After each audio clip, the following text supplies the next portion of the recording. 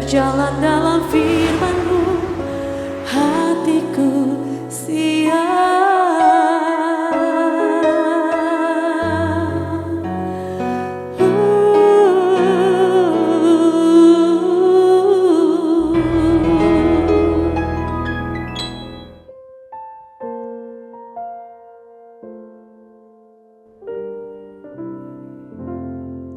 Salam, God Lover yang dikasihi oleh Tuhan Yesus Kristus, senang boleh kembali bersama-sama dalam program Raise in God. Malam hari ini mari kita memberi waktu terbaik kita untuk menghampiri tata kasih karunia Tuhan lewat pujian penyembahan kita, lewat keterbukaan hati kita untuk kembali merenungkan firman Tuhan. Karena Tuhan ingin terus membangun hidup kita, membentuk karakter kita, mengarahkan hidup kita semakin selaras dengan rencana dan tujuan ilahinya. Kalau saudara sedang menghadapi situasi sulit, beban berat apapun yang sedang saudara pikul saat ini, percayalah kalau kita menghampiri Tuhan, Tuhan juga akan peduli. Dia akan memberi saudara kekuatan yang baru, kelegaan, kebebasan untuk menikmati anugerah Tuhan yang memberi engkau kemenangan. Ingat selalu apa yang Tuhan Yesus sudah katakan kepada kita. Marilah kepadaku semua yang letih lesu dan berbeban berat, aku akan memberi kelegaan kepadamu. Puji Tuhan, mari kita bersatu dalam doa. Bapa di surga, kami menghampiri tata kasih karunia-Mu, membawa semua permasalahan hidup kami, beban berat kami kepadamu, karena kami sangat percaya Engkau Bapa yang peduli, Engkau Bapa yang murah hati, Bapa yang senantiasa menginginkan kami semua terus bisa bertumbuh menuju kedewasaan di dalam Yesus Kristus tanpa terbebani dengan sesuatu yang membuat kami tidak bisa lagi melangkah dengan baik. Engkau akan memberi kami sukacita, kelegaan, dan Engkau layak menerima segala puji, hormat, dan pengagungan dari kami semua. Kami persembahkan pujian penyembahan kami kepadamu Bapa. Dalam nama Tuhan Yesus kami berdoa. Amin. Terima kasih Tuhan.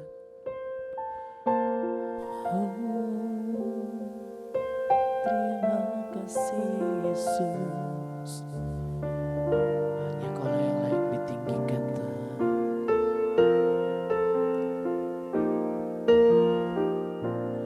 Kau Bapa yang setia, tak pernah sedetik Kau tinggalkan diriku.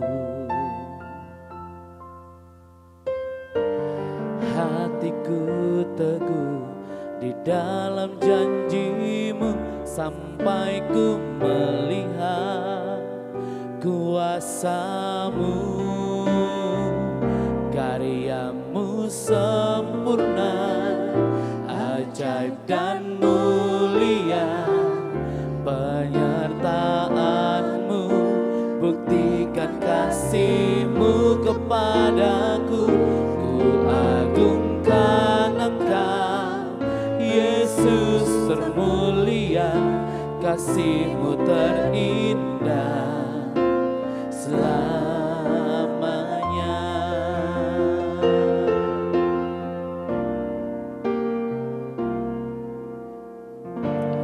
Kau Bapa yang setia, tak pernah sedetik Kau tinggalkan diriku.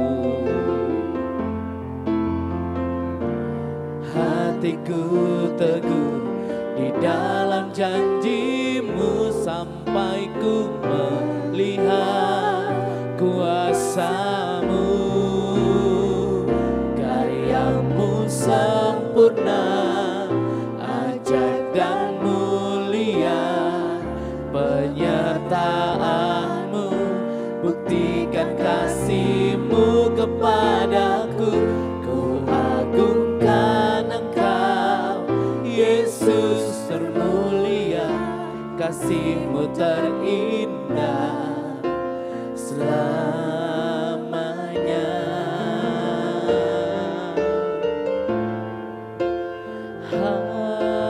Haleluya.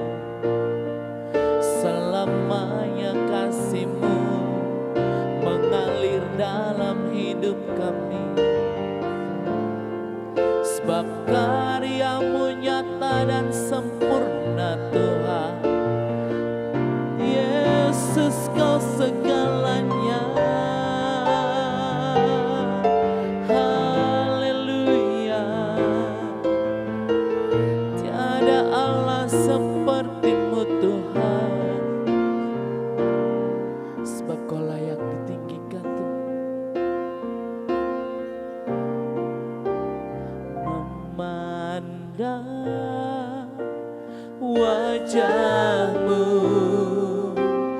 mengikuti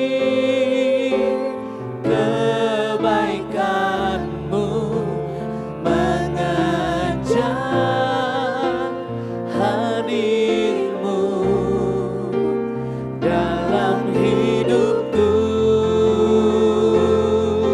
Oh, membawa sembahku, menyatakan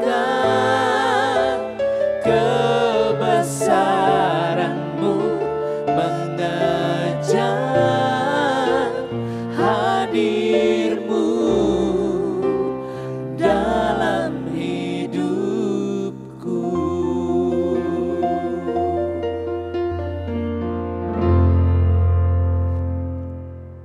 Suatu hari saya bertemu dengan seorang anak muda yang saya kenal baik sejak remaja. Dia sangat aktif di gereja, giat sekali, bahkan ikut beberapa pelayanan.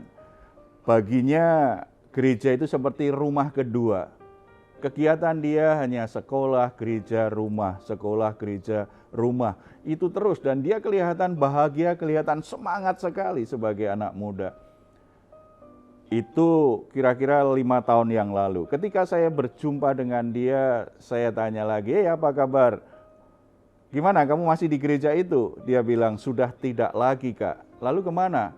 Aku nggak butuh gereja lagi lah. Yang penting tetap percaya Tuhan Yesus. Saya nggak butuh gereja, saya nggak butuh teman-teman gereja. Isinya hanya orang munafik saja.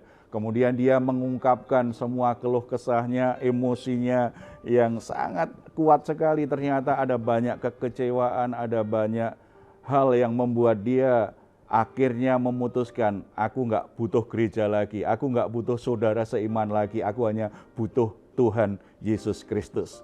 Saudara-saudara, kalau kita melihat cerita dari anak muda tadi, mungkin satu sisi kelihatannya benar ya, aku hanya butuh Tuhan Yesus Kristus. Tetapi kalau kita memahami iman Kristen kita secara utuh yang berdasarkan Alkitab, kita percaya Tuhan Yesus, ya, tetapi kita Tuhan taruh dalam sebuah keluarga rohani yang namanya gereja. Kita butuh saudara-saudara seiman yang menjadi support system kita untuk bisa bertumbuh dengan baik, yang mendukung kita, yang menaungi kita. Itu ibaratnya setiap anak lahir butuh keluarga, keluarga yang baik, supaya pertumbuhannya aman, dia dapat perawatan yang baik. Dalam sebuah keluarga tidak semuanya berjalan dengan baik, ada banyak hal yang mengecewakan, ada banyak hal yang membuat hubungan jadi tegang, ada banyak kemarahan, ada banyak salah paham, ada banyak situasi yang tidak enak. Tetapi apakah itu jadi alasan bahwa setiap bayi yang lahir tidak butuh keluarga? Enggak juga kan? Tetap butuh keluarga yang sangat tidak ideal itu. Demikian juga setiap orang Kristen, kalau dia ingin bertumbuh dengan baik, dia butuh komunitas, dia butuh hubungan dengan saudara-saudara seiman yang lain dalam persekutuan, dalam gereja. Memang dalam sebuah hubungan, kalau terutama dalam keluarga rohani, harapan orang, tuntutan orang itu pasti sangat ideal sekali, sangat tinggi. Harusnya kalau di gereja kan nggak ada orang yang mengecewakan, tidak ada orang yang berbuat salah, tidak ada orang yang mengkritik, tidak ada orang yang bersikap buruk. Itu harapan yang salah. Karena di gereja semuanya, sebenarnya gereja itu apa sih?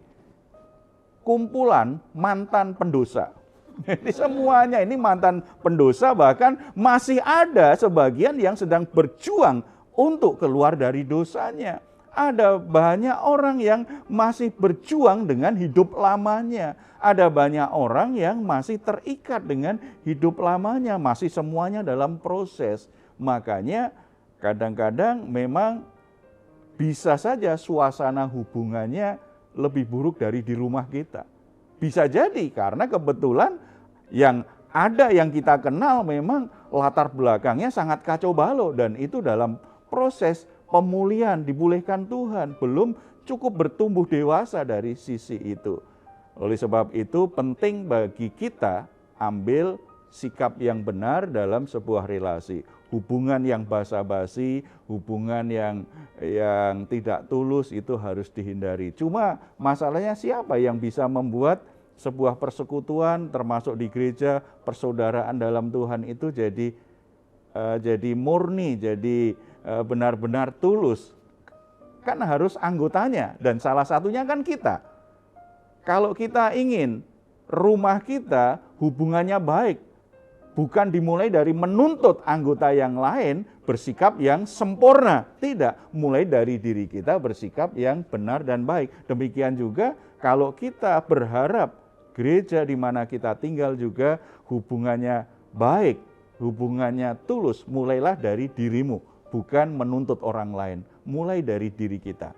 Menuntut diri kita, mengambil posisi dan sikap yang benar.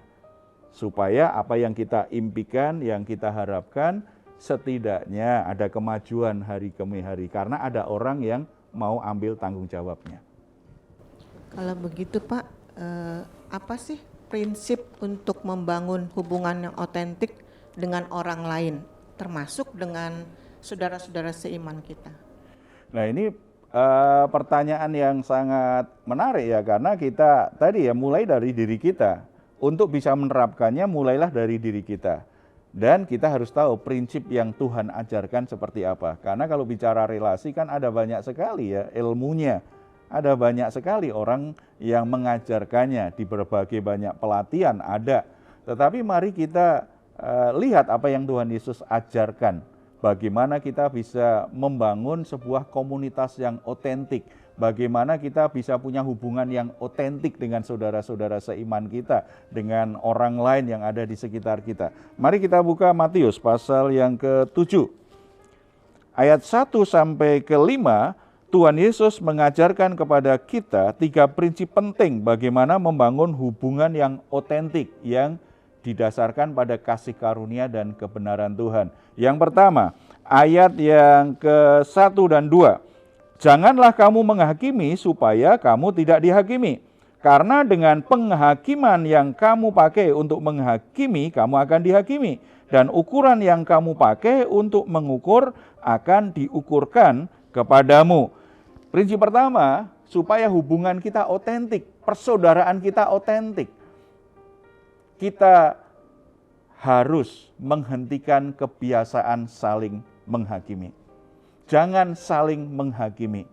Begitu ada saling menghakimi, hubungannya biasanya banyak kepalsuan. Selain pasti ada konflik. Tuhan Yesus ajarkan kita, jangan kamu menghakimi. Bukan berarti Tuhan Yesus itu anti dengan lembaga peradilan secara negara, menurut tata negara. Tidak. Yesus sedang berkata bahwa kalau dalam hubunganmu satu sama lain, kamu itu jangan hanya mencari-cari kesalahan orang lain.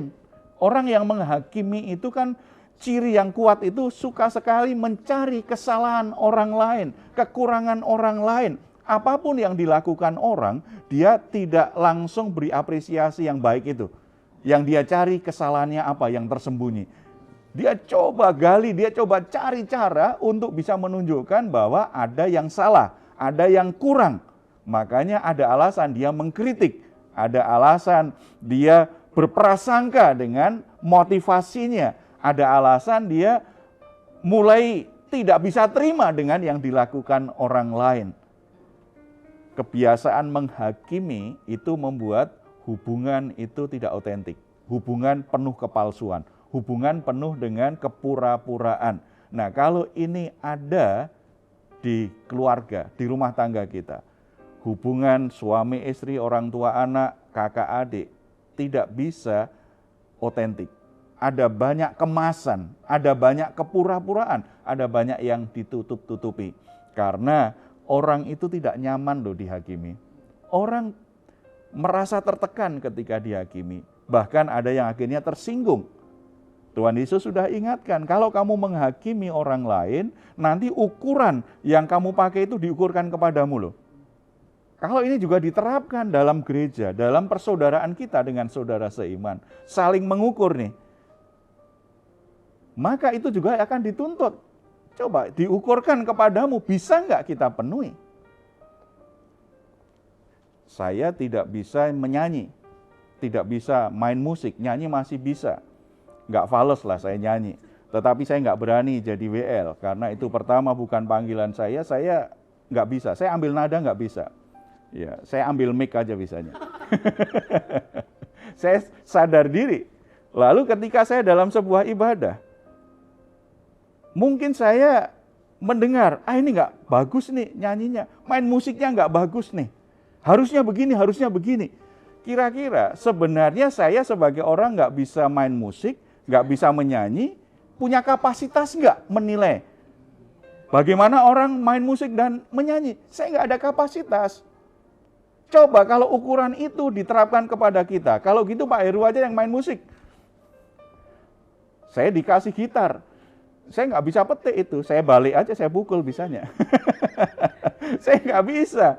Ukuran yang diberikan itu, yang kita tuntut kepada orang lain nanti berbalik kepada kita. Nah kalau itu terjadi, akhirnya kan saling mengkritik, saling menghakimi, saling mencari kesalahan orang lain. Hubungannya penuh dengan konflik, penuh dengan prasangka, penuh dengan ketegangan. Hubungannya pura-pura nanti. Nah, kalau itu terjadi tidak hanya di rumah tadi, di gereja, hubungan yang pura-pura. Yang ada perasaan tidak nyaman dalam hubungan, perasaan takut. Kira-kira dinilai seperti apa ya? Kira-kira ada yang kritik enggak? Hubungan yang otentik itu memberi kita rasa nyaman, rasa aman, jadi diri sendiri. Karena kita tahu kita diterima apa adanya, bukan karena ada apa-apanya. Artinya karena kita memiliki sesuatu yang memuaskan orang lain. Tidak. Yesus ingatkan ini, hubungan otentik kalau kita tidak saling menghakimi. Yang kedua, ayat yang ketiga dan 4.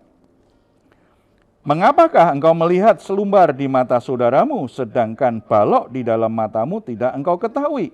Bagaimanakah engkau dapat berkata kepada saudaramu, biarlah aku mengeluarkan selumbar itu dari matamu, padahal ada balok di dalam matamu. Jangan kembangkan budaya kemunafikan dalam sebuah hubungan. Dalam hubungan yang munafik itu, fokusnya adalah kesalahan orang, kekurangan orang lain. Tetapi menutup diri bahwa dia punya juga kesalahan. Tuhan memberi gambaran, ini karikatur yang sangat lucu sekali sebenarnya. Ada orang yang di matanya ada balok, jadi ada sesuatu yang menghalangi penglihatannya, tetapi dia tidak segera menyingkirkan balok yang ada di matanya. Yang dia lakukan justru dia iseng itu, dia perhatikan itu selumbar. Berarti itu kan hanya serpihan, serbuk kayu yang ada di mata saudaranya. Dia tidak perhatikan, dia tidak mau melihat bahwa dalam dirinya juga ada kesalahan, ada kekurangan. Yang dia lihat hanya kekurangan dan kesalahan saudaranya yang lain. Orang yang getol untuk menghakimi orang lain biasanya akan meningkat dengan kemunafikan seperti ini. Dia kemas dirinya sebagai manusia sempurna, tidak punya kekurangan. Tetapi dia punya banyak alasan untuk bisa menunjuk kesalahan orang lain, untuk bisa mengkritik orang lain. Hubungan seperti itu jelas tidak otentik. Ini hubungan penuh kepalsuan, hubungan penuh dengan ketegangan, hubungan penuh dengan kemarahan akan terjadi. dalam hubungan yang otentik harusnya kita sadar diri bahwa kita juga punya kesalahan, kita punya kekurangan. Kalau saya tidak bisa melakukannya, saya tidak punya hak untuk menuntut orang lain melakukannya. Belajar memahami orang lain yang tidak ideal itu. Sebagaimana aku tidak ideal, aku tidak punya hak untuk menuntut orang lain ideal. Sebagaimana orang tidak sempurna, aku juga tidak sempurna. Aku tidak punya hak untuk menuntut orang lain menjadi sempurna. Sebagaimana aku ingin dipahami orang ketika aku lemah, ketika aku sedang gagal. Demikian juga yang aku lakukan, aku belajar memahami situasi yang sedang terjadi dalam hidup orang lain. Sikap seperti ini akhirnya membuat kita bisa masuk di prinsip yang ketiga. Kita belajar yang namanya keterbukaan dan kejujuran dalam sebuah relasi.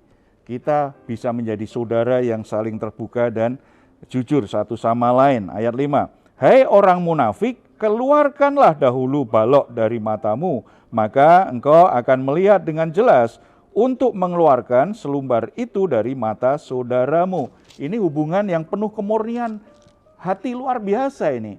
Singkirkan dulu balok di matamu supaya kamu bisa melihat saudaramu dengan jernih, dengan pandangan yang benar.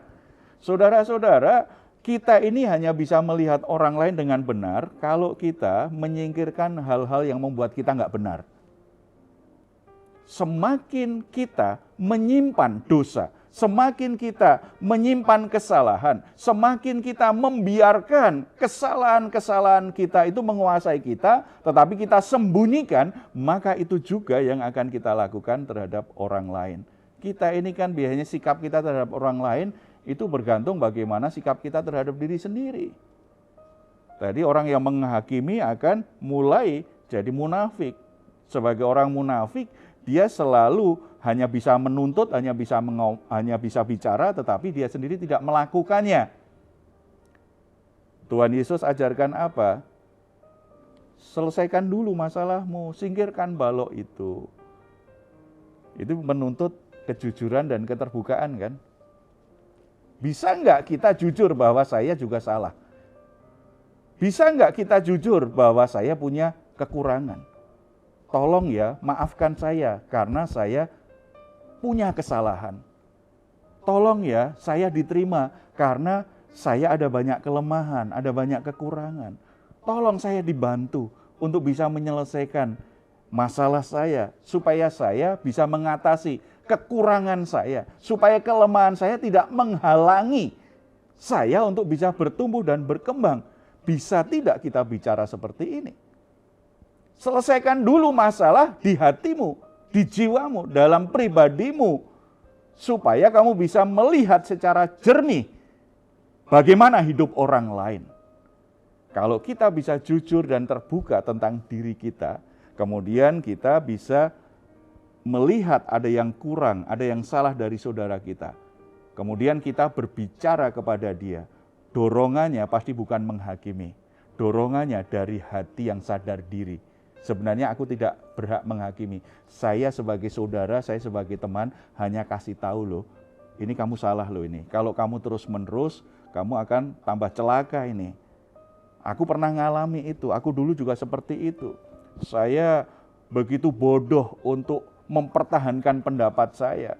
Sehingga ternyata semakin banyak masalah saya, konfliknya berkepanjangan. Tetapi saya sadar ternyata saya sombong. Coba kalau kita bicara begitu kepada orang yang juga sedang masalah. Hatinya terbuka. Karena sadar ketika saya bicara saya tidak sedang menghakimi. Tetapi saya peduli. Karena saya punya belas kasihan untuk mendukung dia berubah. Untuk mendukung dia keluar dari masalahnya.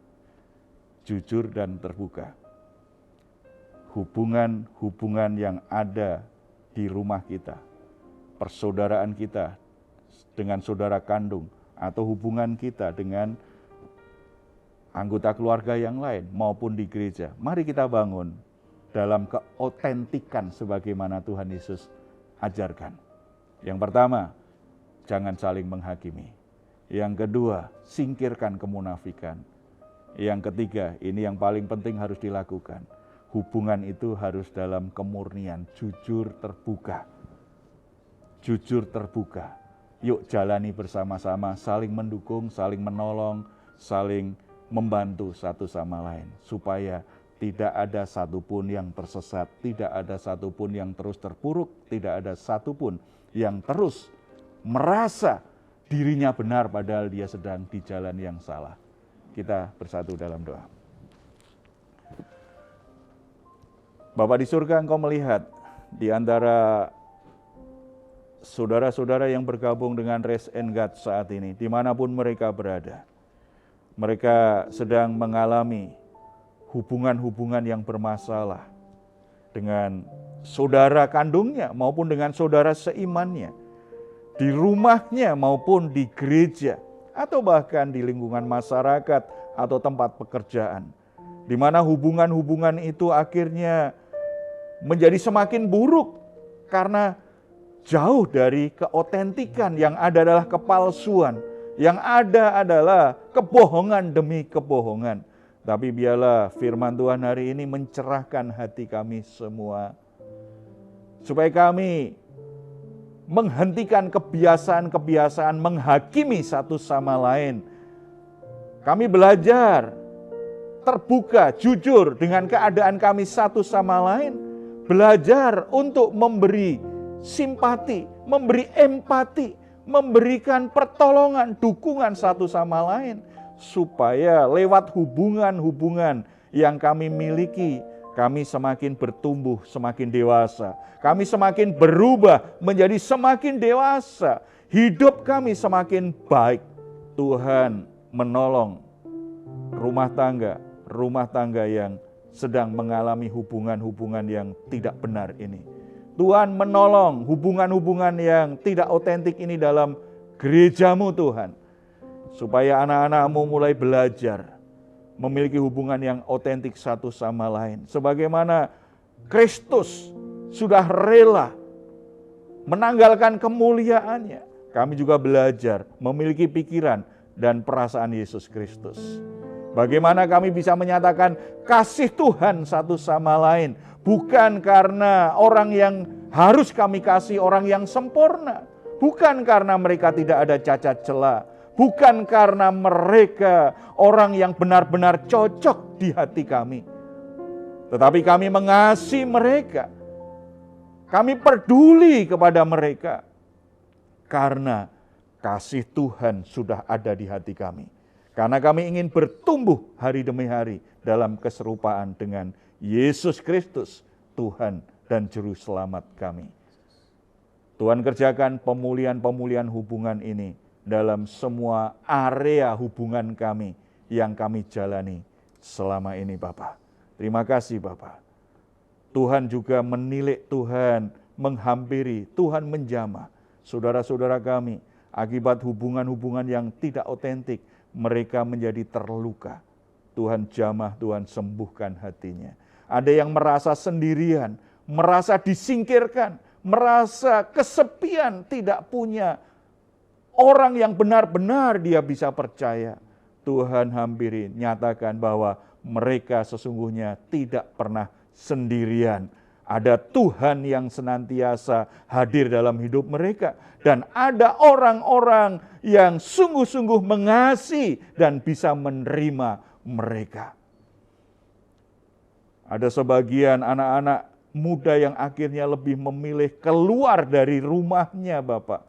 Karena merasa ada banyak kemunafikan di rumahnya. Orang tuanya bicara hal-hal rohani tetapi tidak sungguh-sungguh peduli dan mengasihi dia. Sehingga dia lebih senang tinggal di luar rumahnya, lebih senang beraktivitas di luar rumahnya, bahkan akhirnya meninggalkan orang tuanya. Bapa, hampiri anak-anak muda ini, jamah hatinya. Biarlah mereka boleh kembali menemukan kehadiran-Mu yang mengasihi dan menerima dia apa adanya. Tuhan pimpin agar dia berjumpa dengan anak-anak Tuhan yang sungguh-sungguh bisa mengasihi dia dengan tulus hati, kemurnian hati. Bisa menjadikan dia pribadi yang menyadari dia adalah orang yang berharga, orang yang istimewa di hadapan Tuhan. Anak-anak muda yang juga mulai meninggalkan gereja karena menganggap gereja tempat orang-orang munafik, orang-orang yang tidak jujur, orang yang hanya basa-basi saja. Bapa di surga juga menjamah. Tuhan menjamah hatinya. Dan Tuhan pimpin dia juga bertemu dengan komunitas rohani yang sungguh-sungguh bisa menyatakan kehadiran Tuhan, yang bisa mengasihi dia, yang bisa menerima dia apa adanya. Ampuni kami kalau sebagai orang tua, sebagai orang yang dewasa, sebagai pelayan-pelayan-Mu, selama ini kami tidak bisa sungguh-sungguh menjalin hubungan yang murni, hubungan yang otentik dengan orang lain, sehingga orang tersandung dengan hidup kami. Tuhan ampuni, Tuhan tolong kami untuk bisa memiliki ketulusan hati ketika kami berkomunikasi, ketika kami berbicara, ketika kami membangun relasi dengan orang lain. Terpuji nama-Mu Bapa. Nama-Mu dimuliakan senantiasa melewati semua pergumulan dan masalah anak-anak-Mu. Tuhan berkati kota kami, Tuhan berkati bangsa dan negara kami terus dalam kelimpahan damai sejahtera-Mu. Dalam nama Tuhan Yesus kami berdoa, amin.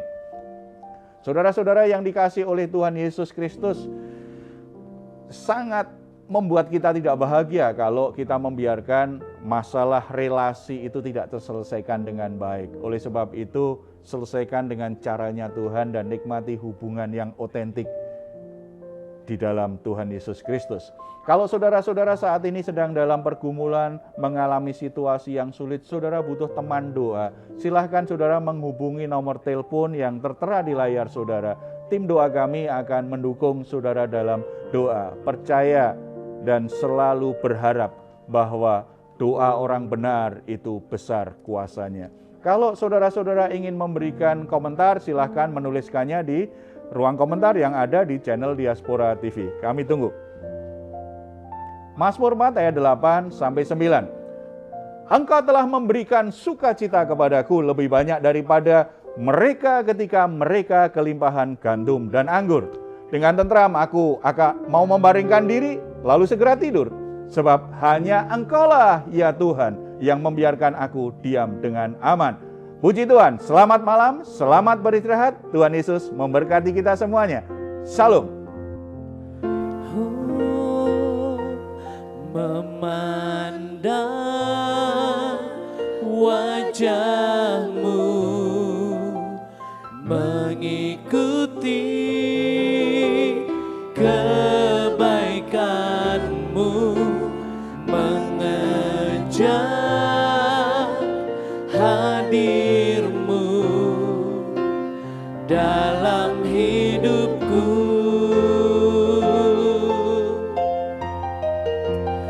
Membawa sembahku, menyatakan kebesaran-Mu.